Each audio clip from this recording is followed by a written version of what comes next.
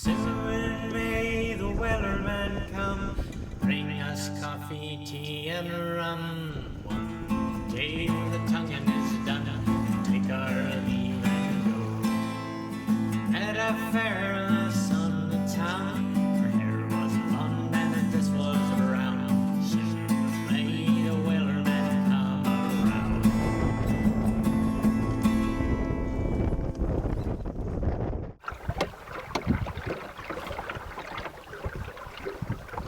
I built my 15-foot open Sharpie in the fall of 2021, and this October, the boat building bug has bit me once again. The 15 fits a specific role in my fleet, and I would say it's right in the middle. It's small enough to be easily single-handed, as well as launched and recovered by one person very easily, yet it's also large enough to be seaworthy.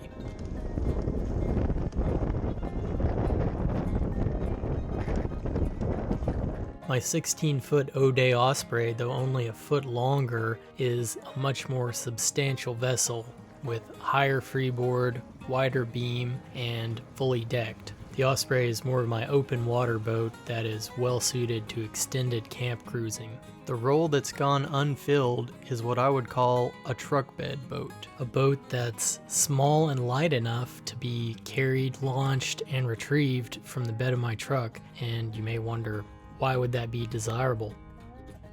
There are certain remote local backwaters I like to have access to, and many of them require traveling some pretty bumpy gravel roads and even a bit of light four-wheeling to get in there. Places where you really don't want to be dragging a trailer. Some of these remote launches would even involve moving the boat with a dolly or rollers over pretty rough terrain. A truck bed boat is also just convenient for base camping out of the vehicle. So I wanted to build the most substantial boat that I could easily launch and retrieve from the truck. I also wanted this build to be very simple, budget friendly, and built relatively quickly. Maybe even something that I might be able to share with people as plans or as a general process. I've been mulling over the idea for a while of how to build essentially the simplest possible flat iron skiff that would still be attractive and very functional. A pram could actually be potentially better suited to this role, but I'm familiar with skiffs, I like them, I know how to construct them, so that's what I'm going to stick with. In the Sharpie book by Raoul Parker, he lays out the simplest, most basic construction of a Sharpie or flat iron skiff. He's not really recommending that people build this way, but he kind of shows the very simple, bare bones steps of how a small skiff would be built. And since building my bigger skiff, I've wondered, what if I actually just followed the most basic steps, using a single board for the top sides on each side, fastening the top sides to the stem, bending them around a single center mold, and fastening them to the transom. There would be no chine logs. You simply plane the bottom of the top sides flat and put a bottom on it, and that basically is the boat. I believe this method would actually work very nicely, but it would be experimental. My biggest reservation was the fact that the widest commonly available board is 12 inches, which actually ends up to be 11 and a quarter after it's dried. That would not leave the skiff with a whole lot of freeboard, and I was wondering whether it would really be enough at all. This design would definitely be relegated to protected waters and ideally flat water. I reasoned that canoes and duck punts and similar craft sail just fine with sometimes less than a foot of sideboard, and a skiff, or at least this skiff, would essentially be a slightly beamier canoe. So I figured it would probably work, and I decided to give it a shot. I knew the keys to success in this build were to make the boat as light as possible and also to get the ratio of beam to length correct, which according to Chappelle, for an efficient skiff or Sharpie, the beam in the bottom should be about a quarter of the length. You might expect that I would be using plywood and epoxy construction for this project, and that would make the lightest possible wooden boat. But to me, that just doesn't have the soul. For one thing, I prefer to use a lot of solid wood where I can, and I believe that I would still be able to build it light enough, even keeping plywood to a minimum. I would use, however, 1/4 inch plywood on the bottom. In my experience, the bottom is really where a boat can accrue a lot of weight. My Portuguese style dinghy was built almost entirely out of 1/4 inch plywood, including the bottom, and I found that to be plenty strong enough for boats, but I had a feeling that at the widest span of beam, I was going to need some sort of horizontal stiffener, probably a couple of them. Originally, I wanted to use cedar planking for the top sides to save weight, but when I got to the lumber yard, and this is a major lumber yard with the best selection in my area, I was looking at their cedar boards and went through several stacks, and really it was all junk, just full of knots, totally unacceptable, wasn't going to work. And on top of that, I remembered how expensive cedar is, and this is supposed to be a simple experimental budget build. Looking through the highest grade of white pine boards, I was actually really surprised. They were overall, most of them, pretty decent quality. So I ended up finding a couple of 1x12 by 12 foot white pine boards.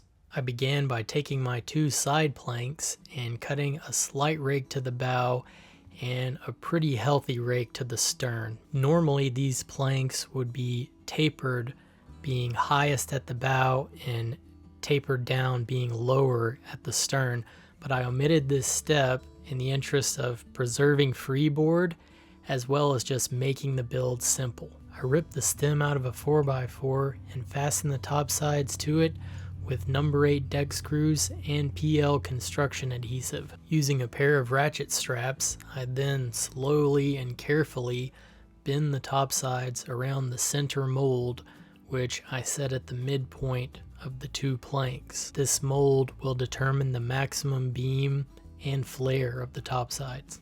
I set the flare to 15 degrees, which is more than it sounds like, but still minimal enough not to require extensive planing. Bending wood like this really is not as difficult or dramatic as you might think, but in this instance, I heard the dreaded pop.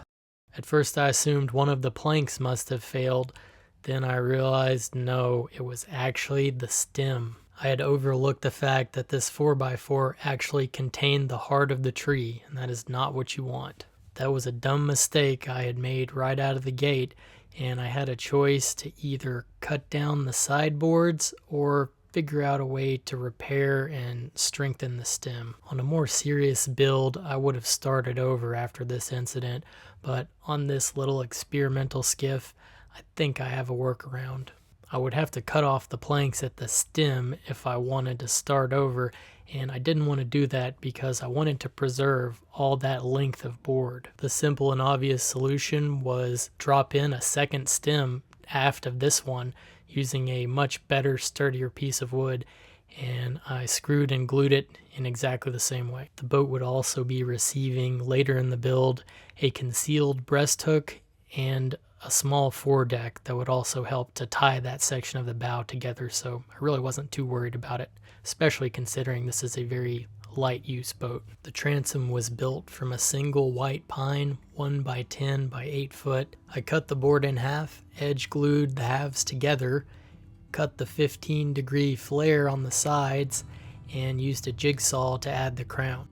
Fitting the transom can be the most difficult and fiddly part, and it really needs to be done just right. The planking is secured to the transom with more construction adhesive and deck screws. It can be difficult to align the screws to the angle of the transom as it's not square. I also find that it can be beneficial to let that planking hang off the transom and stand proud just a little bit. This can reduce any potential for the board to split out as you're screwing right into the end of the board, and it's absolutely necessary to drill pilot holes for all of these fasteners.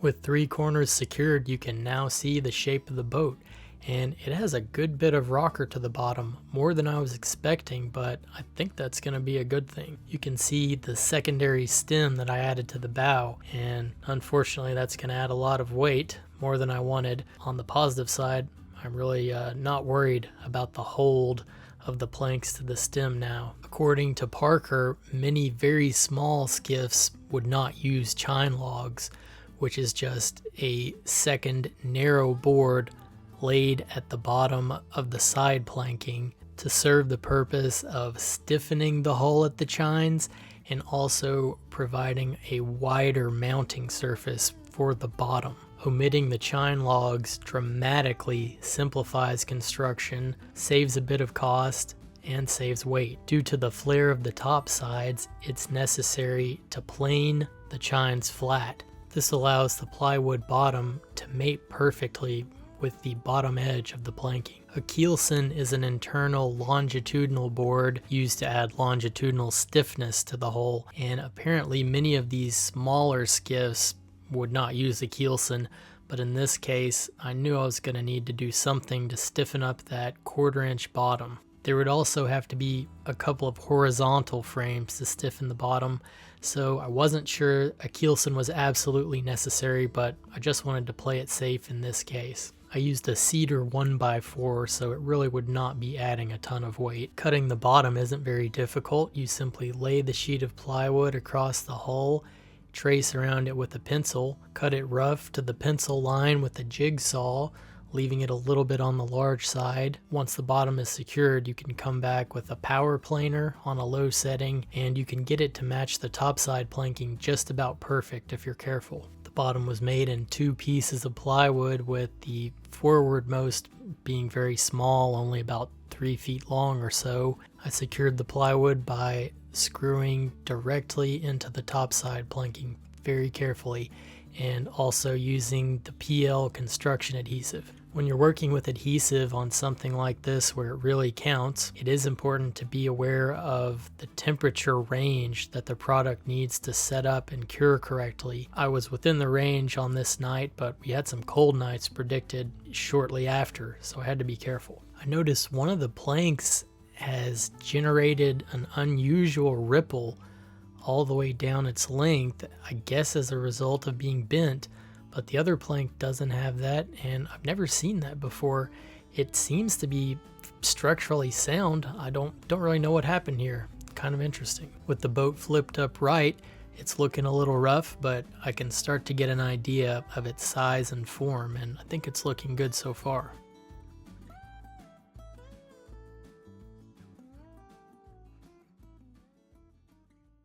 The joint in the plywood bottom is secured using these butt blocks, a very simple but effective method. I plan on having 2 horizontal thwarts, one at the bow which will also serve as the mast partner, and a rowing thwart amidships, and the seat in the stern will be made of boards running fore and aft, and I don't really expect it to be practical to sit there very often, if ever, but it does help to strengthen the boat, and it looks nice and gives you a place to store things out of the sun and the elements. At the bow, I fit a very utilitarian breast hook, not nice to look at, but it's going to be covered up, and a very small beam that will support a small foredeck. The foredeck will be 1/4 inch plywood. It may help to keep some water out. It will strengthen the bow by tying the planks together, and it gives you a nice place to step when getting in and out of the boat. A nice flat foredeck like this is also a great place to set down your beverage when ashore. Most of the internal components are all just scrap pieces that I had lying around the shop. The thwarts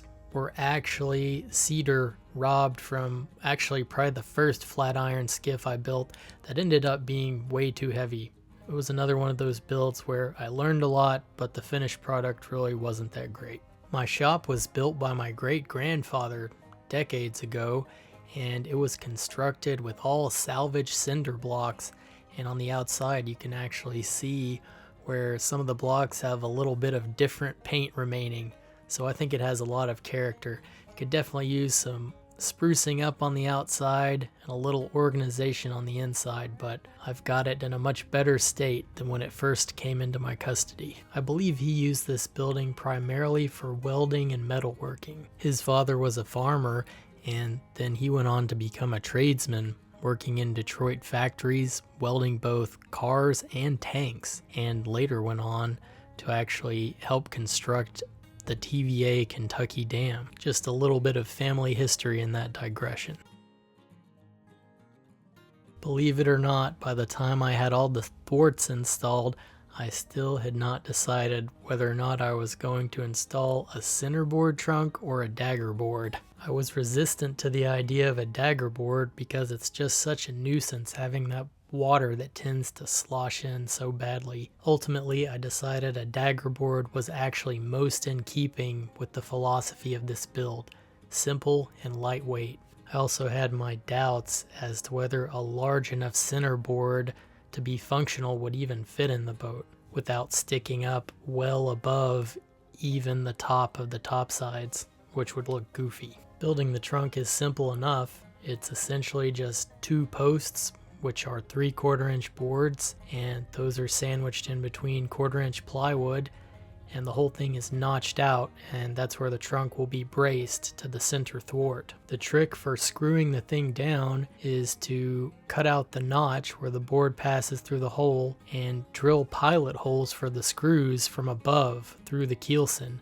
So then you can set the trunk in place, go below the boat, and screw up through the existing pilot holes that you've already made. That makes it very easy. Although you can see based on the slot where you need to screw from below, it just makes it much less likely that you're going to have a stray screw that just ends up putting a hole in the bottom. This technique is also useful for installing things like skegs. I had made the inner stem as fine as I could, but your outer dress-up stem still ends up being a substantial chunk of wood, and I happen to have a cedar 4x4. I thought that would be a good way to cut down on weight. I might even want to varnish it. It's that nice western red cedar. Making this outer stem and getting it to fit just right can be a little bit complicated and a little bit fiddly, but the main thing is just leave your piece of stock long until you get everything fitted. At its widest span, I noticed the 1/4 inch plywood bottom had a little bit more flex to it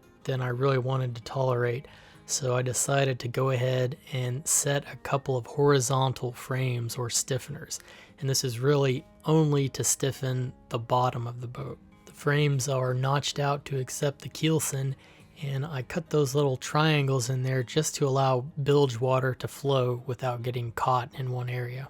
I'm trying to be as minimal as possible in constructing the interior of the boat, and I'm only adding the components that I think are absolutely necessary or very beneficial to have. And it may seem like I'm getting a lot of solid wood pieces in here, but I'm using a lot of cedar. Actually, most of the interior components are cedar, all of the thwarts, many of the frames, and I'm also using what I would consider more delicate widths of wood. I'm using some pieces that are under 3/4 thick. The interior gets my standard coat of Bullseye 123 primer in gray.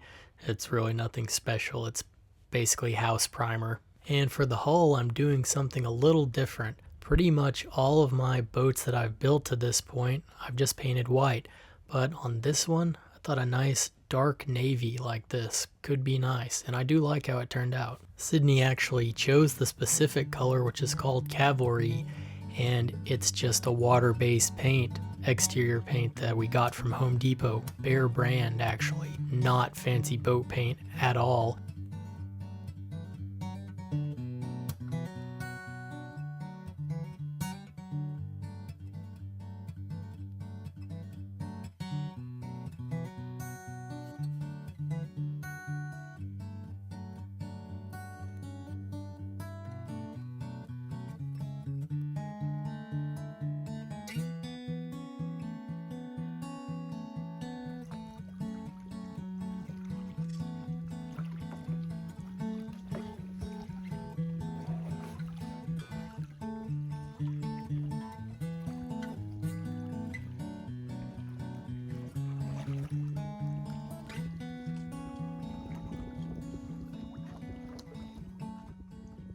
The first float test was a success, with the transom and bow both riding slightly out of the water.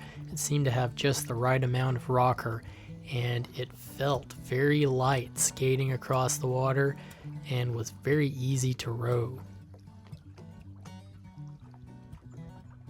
Based on the first water trial, there were two primary modifications that I needed to make, and the main one was a skeg, because it did have a tendency to want to turn kind of wildly and not travel in a straight line, which I sort of anticipated, but I wanted to try it deliberately without a skeg to see what that would be like. The second modification was raising the height of the risers for the oar sockets.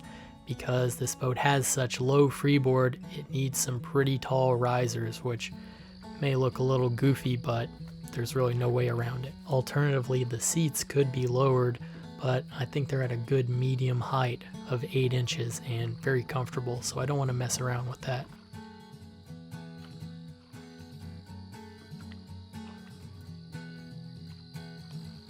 The rig is a very compact lug sail that was actually designed for a kayak, but considering how small and light and easily this boat skates over the water, I think it's going to be just about right as far as power.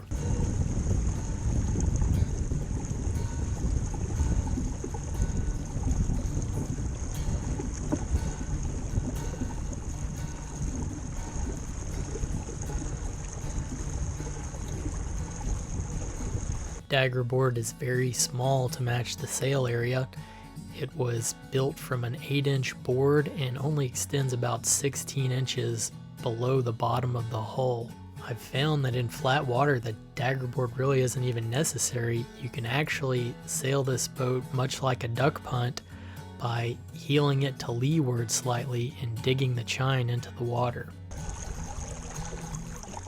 The rudder is a very simple barn door rudder made from a single piece of 3/4 inch stock pine. It only extends maybe 4 to 6 inches below the transom, so a very shallow rudder, which is important for this style of boat. I want to be able to sail in very shallow waters. I honestly wasn't sure if that would be enough surface area to provide enough steering, but it actually seems to be perfect. The boat steers very well and actually comes about very easily.